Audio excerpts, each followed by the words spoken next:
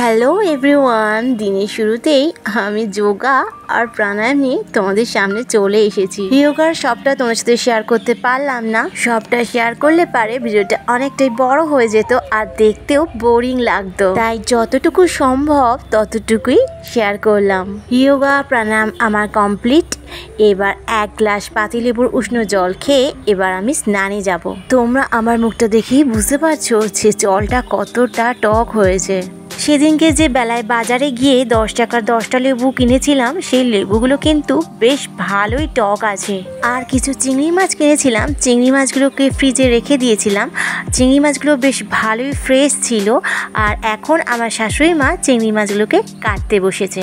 আর এদিকে দেখো বন্ধুরা, আমাদের কলপাড়ের জবা ফুল গাছ আর বেল গাছ মিলেমিশে একাকার হয়ে গেছে। জবা ফুল বেশ কয়েকটা ফুটেছে, তবে বেল ফুল অনেক কটাই ফুটে আছে। আর এদিকে দেখো, আমি স্নান টান সেরে একেবারে ব্রেকফাস্ট করতে বসে গেছি। আজকে আমার ব্রেকফাস্টে আছে একটা গোটা পাকা আম, একটা ডিম সিদ্ধ কারি, আর আছে একটা রুটি। আজকে আমি আমের খোলা ছাড়াইনি, আমের খোলাটাকে দাঁত দিয়ে ছিঁড়ে গোটা আমটাকে চুষে চুষে খাবো। এইভাবে আম খেতে আমার ভীষণ দারুণ মজা লাগে। আগে ছোটোবেলায় যখন আম গাছতলায় আম পড়ে থাকতো, তখন আম কুড়িয়ে ঠিক এইভাবেই আমের স্বাদ নিতাম। এখন আর সেই ছোটোবেলাও নেই, আর সেই আম গাছও নেই, আর সেই সুযোগও আর হয়তো কোনো দিনও আসবে না। তো কি আর করা যাবে, এইভাবেই সেই স্বাদটা নিচ্ছি বাড়িতে। ভদ্র সমাজে এইভাবে কেউ আম খায় বলে তো আমার মনে হয় না, তবে আমি বাড়িতে মাঝে মধ্যে এইভাবেই আম খেয়ে থাকি। তো চলো বন্ধুরা, এখন আমি আমটা খেয়ে নিই। অনেক কাজ পড়ে আছে, রান্নাঘরে তো প্রচুর রান্না আছে আজকে, সেইগুলো সারতে হবে।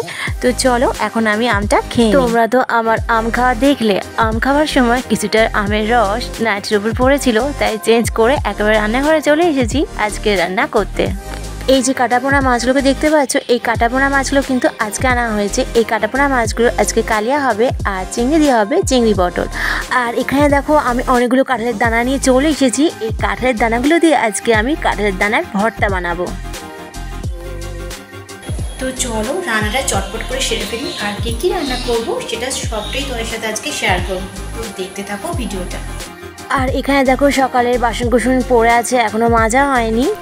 আর এখানে দেখো, কাঁঠালের দানাগুলোকে আমি প্রেসার কুকারে বসিয়ে দিয়েছি। এর মধ্যে পরিমাণ মতো নুন আর জল দিয়ে সিদ্ধ করে নেব। এই কাঁঠালের দানার ভর্তা আমি আগে জীবনে কখনো কোনোদিন খাইনি, এই ফার্স্টবার রান্না করতে চলেছি, তাও আবার ইউটিউব দেখে। জানি না কেমন হবে, তবে সবটাই তোমাদের সাথে শেয়ার করব। ভালো হলেও তোমাদের সাথে শেয়ার করব, আর খারাপ হলেও তোমাদের সাথে শেয়ার করব। আর আশা করছি ভালো হবে খেতে। আর আমি তো অনেক এক্সাইটমেন্টে আছি যে আজকে একটা নতুন জিনিস টেস্ট করতে চলেছি, তো খুব আর কি এক্সাইটমেন্টে আছি। তো চলো এখন এই পটলের খোলাগুলোকে ছাড়িনি, ওদিকে কাঁঠালের দানাগুলো প্রেসারে সিদ্ধ হচ্ছে, আর এদিকে আমি পটল কুটতে বসে গেছি। আর এই দেখো, আমার পটল আর আলু কাটা হয়ে গেছে। আজকে জোরদার রান্না হতে চলেছে। তো একদিকে কাঁঠালের দানা সিদ্ধ হচ্ছে আর একদিকে ভাত বসিয়ে দিয়েছি। 4-5টা সিটি মারার পর আমি গ্যাস থেকে নামিয়ে নিয়ে আলু পটল চিংড়ির তরকারিটা করেই ফেললাম। এই রেসিপিটা তোমাদের সাথে আর কি শেয়ার করবো, তোমরা তো সবাই তো জানো, তো এটা নতুন করে শেয়ার করার মতো কিছুই নেই। আর চিংড়ি আলু পটলের তরকারিটা কিন্তু দারুণ খেতে হয়েছিল। যাই হোক, চিংড়ি আলু পটলের তরকারি আমার কমপ্লিট। এবারে আমি মাছের কালিয়াটা করে ফেলবো। মাছের কালিয়াটা হয়ে গেলে পারে তারপরে কাঁঠালের দানার ভর্তা বানাবো। আর কাঁঠালের দানার ভর্তা রেসিপিটাই তোমাদের সাথে আজকে শেয়ার করব। তোমরা দেখতে থাকো ভিডিওটা। কাঁঠালের দানাগুলো সিদ্ধ হয়ে গেছে, সিদ্ধ করে এবার আমি একটা থালার মধ্যে রেখে দিচ্ছি। তারপরে এগুলোর খোলা ছাড়িয়ে ঠান্ডা করে আমি মিক্সারে দেব একটু পেস্ট করতে। প্রথমে হাতে একটু মেখে নিয়েছিলাম, তারপরে পুরোপুরি মাখাটা হচ্ছে না ঠিক মতনভাবে, সেই জন্য মিক্সারে দিয়েছিলাম। এই দেখো বন্ধুরা, অর্ধেক খোলা ছাড়িয়ে ফেলেছি। আর খোলা ছাড়াতে গিয়ে আমার আঙুলের নখ খুব ব্যথা হয়ে গিয়েছিলো, আর এখনও ব্যথা আছে। কাঁঠালের দানার খোলাগুলো ছাড়িয়ে এবার হাতের মধ্যে আমি কিছুটা ম্যাশ করার চেষ্টা করছিলাম। খানিকটা ম্যাশ হলেও পুরোপুরি ম্যাশ হচ্ছিল না, সেই জন্য আমি এটাকে মিক্সচারে দিয়েছিলাম।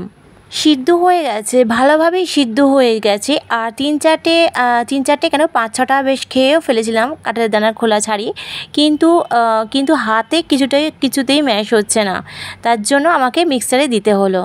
টোটাল সবকটা মিলিয়ে প্রায় 7-8টা মতন প্রেসার কুকারে সিটি মেরেছিলাম। কিন্তু এখন ব্যাপারটা হচ্ছে কি, এটা তো প্রায় প্রায় কি ভালোভাবেই সিদ্ধ হয়ে গেছে। তো সেই জন্য এটাকে আমি আর প্রেসারে দিইনি, এটাকে আমি মিক্সারেই গ্রাইন্ড করে নিয়েছি। যতক্ষণে আমি এই কাজগুলো করছিলাম ততক্ষণে আমার মাছের কালিয়াটাও কমপ্লিট হয়ে গেছে। এইবারে দেখো আমি কড়ার মধ্যে পরিমাণ মতন সর্ষের তেল দিয়ে এর মধ্যে কালো জিরে ফোড়ন দিলাম, আর এর মধ্যে পরিমাণ মতন পেঁয়াজ কুচি, শুকনো লঙ্কা আর 7 থেকে 8 কোয়া রসুন দিয়ে ভালো করে লাল লাল করে ভেজে নিলাম। আর এই দেখো এখানে আমি মিক্সার থেকে পেস্টটা বার করে নিয়েছি, এখন ভালো করেই ম্যাশ হয়েছে একটু। তো তার মধ্যেও একটু গোটা গোটা রয়ে গেছে, তবে গোটা গোটা থাকলেই মানে গোটা গোটা পুরোটা না, অর্ধেক গুঁড়ো অর্ধেক গোটা এরকম আর কি। খুব ভালোভাবে পেস্টও হয়েছে, মানে মনের মতন পেস্টটাও হয়েছে, একেবারে মিহি যে একেবারে যে গুঁড়ো গুঁড়ো তা না, বেশ গোটা গোটা ছিল অনেক কটাই। তো এরকম ভর্তা খেতে আমার তো ভীষণ ভালো লাগে। আর এর মধ্যে আমি 2টো কাঁচা লঙ্কা দিয়ে ভালো করে নুন মানে পরিমাণ মতো নুন দিয়ে ভালো করে মিশিয়ে নিলাম। আর এর মধ্যে আমি দেখো এখন যে পেঁয়াজ কুচি, শুকনো লঙ্কা, রসুন, কালো জিরে তেলের মধ্যে দিয়ে যে ফোড়নটা করেছিলাম সেই ফোড়নটা আমি এর মধ্যে দিয়ে ভালো করে মাখিয়ে নেব। বেশ জম্পেশ করে ভালো করে মাখিয়ে এটা সম্পূর্ণ মাখানোটা কমপ্লিট হয়ে গেলে পারে এবারে কড়ার মধ্যে আমি এখন সামান্য পরিমাণ তেল মানে পরিমাণ মতন সর্ষের তেল, হলুদ দেব, দিয়ে এটাকে কড়ার মধ্যে আবার ভালো করে নাড়িয়ে নেব। আর ভর্তা তো ঝাল ঝাল খেতেই ভালো লাগে, তবে যে আমি যে কাঁচা লঙ্কাটা যে দিয়েছিলাম, তো এবারে কাঁচা লঙ্কাটা একদম ঝাল নেই। পরে আমি এর মধ্যে আরও 4-5টা কাঁচা লঙ্কা কুচিয়ে দিয়েছিলাম। তো চলো আমার এখন মাখানো হয়ে গেছে। এবার আমি এর মধ্যে সামান্য মতন তেল দিয়েছি, কারণ আগে থাকতেই এই ভর্তাটার মধ্যে তেল ছিল যেহেতু, সেই জন্য কড়ার মধ্যে সামান্য পরিমাণ তেল দিয়েছি, সর্ষের তেল, অবশ্যই সর্ষের তেল। আর পরিমাণ মতন হলুদ দিয়ে জিনিসটাকে ভালো করে কষিয়ে মাখিয়ে নেব।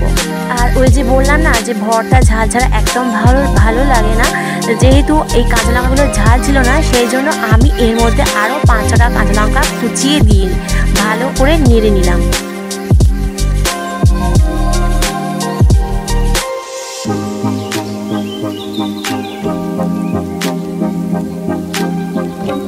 আর এখন দেখো ভর্তা আমার পুরোপুরি কমপ্লিট, একটু টেস্ট করে নিই। বাহ, দারুণ হয়েছে খেতে, দারুণ অসাধারণ হয়েছে খেতে। আমি তো এই ভর্তাটার প্রেমে পড়ে গেলাম, আবার ভাবছি কবে খাবো এই ভর্তাটা বানিয়ে। তো যাই হোক, আজকের ভর্তাটা দারুণ হয়েছিল খেতে, খাওয়া পুরো জমে গিয়েছিল। খাবার টেবিলের মধ্যমণি ছিল আজকে কাঁঠালের দানার ভর্তা। রান্না আমার পুরো কমপ্লিট। তো চলো এবার খাবার দাবারগুলো একটু তোমাদের সাথে শেয়ার করে নিই। আজকে দুপুরের মেনুতে ছিল কাঁঠালের দানার ভর্তা, চিংড়ি আলু পটল, কাতলা কালিয়া, সকালের আলু ভাজা হয়েছিল সেই আলু ভাজাটা একটু আছে। আর এখানে দেখো একটা রুটি বেঁচেছিল সেই রুটিটা আছে। সকালে পটল পোস্তও হয়েছিল, সেই পটল পোস্তটা এখনও আছে। আর এখানে আছে 1 হাঁড়ি গরম গরম ভাত। এখানে আছে ডালের বড়ার তরকারি, বাটিতে তুলে রাখা হয়েছে। আর এখানেও আছে ডালের বড়ার তরকারি, 2 জায়গায় ডালের বড়ার তরকারি আছে। আজকের টেবিলের মতো মনে ছিল এই কাঁঠালের দানার ভর্তা। কাঁঠালের দানার ফাইনাল লুকটা দেখলে, আর আমার রান্নাঘরের ফাইনাল লুকটা একবার দেখে নাও। রান্নাঘরের অবস্থা দেখেছো, একেবারে পুরো 1 হাঁটু হয়ে গেছে। এইগুলো পরিষ্কার করতে পুরো সময় লাগবে এখন আমার 1 ঘন্টা। আর অনেক বেলাও হয়েছে, কটা বাজে বলো তো?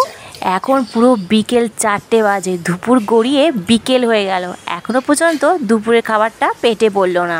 তো চলো এবার খেয়ে নেওয়া যাক। আজকের মতন এই পর্যন্তই, আবার অন্য কোনো দিন একটা নতুন ভিডিও তোমাদের সাথে হাজির হয়ে যাব। আজকের মতন টাটা।